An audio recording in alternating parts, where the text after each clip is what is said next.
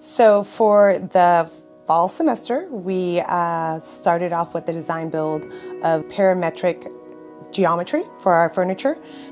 The class this semester was a design build class where there was a project to design something and then build and install that project. The parameters of the class was to come up with a casework design cabinetry for an office space, and we collaborated together to design the space and then manufacture it and install it together. To me, the class was taught a lot like a graduate level architecture program. There was some technical aspect, but it was really based upon a design. So the media space project, the idea really began around the need to accommodate different sized objects for content creation, architectural purposes. We've gone through so many iterations looking at different ways that we could do this contoured furniture. I started to think about the vertical and how that could really play into a sculptural and functional element.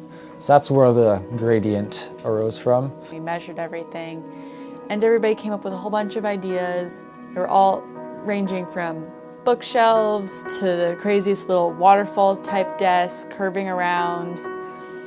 And then we just slowly narrowed it down into a staggered bookshelf design. And then we added several things after that. We added a slot-in desk, we added the gradient design, and then we added the attractor curves in Rhino to make the shapes of the fins. The space became smaller to larger of these fins that we called it. The spaces are large enough to have cubbies where you can utilize the spaces. So it's not just decorative, it is actually a usable space for files or books. We went into Rhino, we pulled up different ideas from all of our classmates, and then we went into Rhino, implemented those into Grasshopper to get our dynamic flow of our fins. And then we added the cabinet, designed the handles for that out. And then once we finally finished the process and stopped adding in fun little things, we got the materials from Home Depot, cut everything out on the CNC, and then started sanding and putting them up on the ledger strips and backing we had set up before. For the initial fabrication process, we had a small laser cut model that we used as a reference. We used makerspaces tools to create and cut it all. To remove it, we had chisels, we had different things, carts, things to move it and keep it clean and safe as could be. We used the 3-axis CNC in the wood shop to cut the design overall. For this project, we used 4 feet by 8 feet, 3/4 inch sheets of plywood, 8 of them in total. This semester I learned a lot from my peers. We had very clever and seasoned students. And they've all been really good. Not everybody has known how to do it, but that's good because it's a class, we're learning. And the people who do know more help the people who don't know more. Again, learning, everybody's teaching, everybody's learning, and everybody's working together pretty well.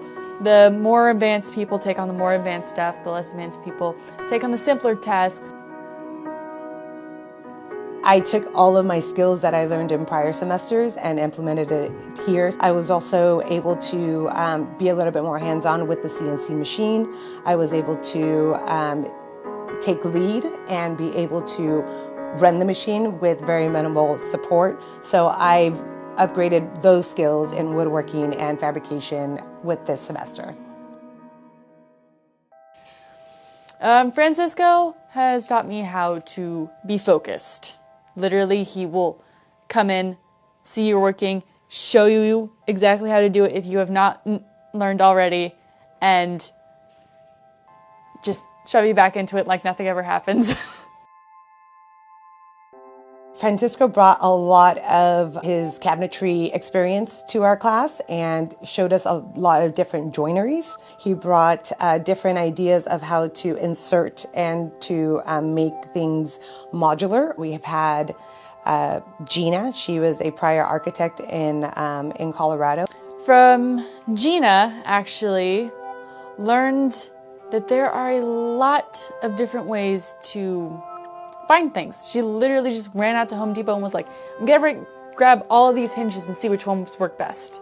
A few of us were able to do a lot of peer teaching, which was very fulfilling for me to be able to give back in that way and to feel very valued by some of the younger students who are going to continue on the program and take more classes here at OCC in the architecture program. Diana's just showed me how to stay positive the whole time. She has literally been so happy every single time I've seen her. I think that this has been a real eye-opener for me. I've built stuff my entire life. My grandpa was a well-known carpenter who did that his entire life, taught my dad how to do everything, and then he's been passing stuff on to me.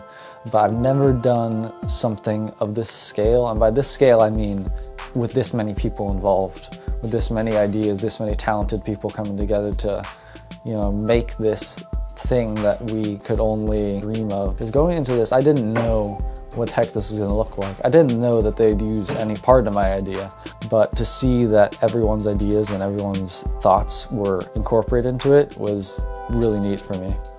I really like how collaborative it was. I'm very interested in material selection as well. It was rewarding to be able to use my specification background to bring in the Forbo furniture linoleum that we use on the surfaces to give the space a little bit more finished, polish, I guess. If you're a part of this class, if you're in this group, you can see everyone's individual fingerprint, everyone's individual style in it.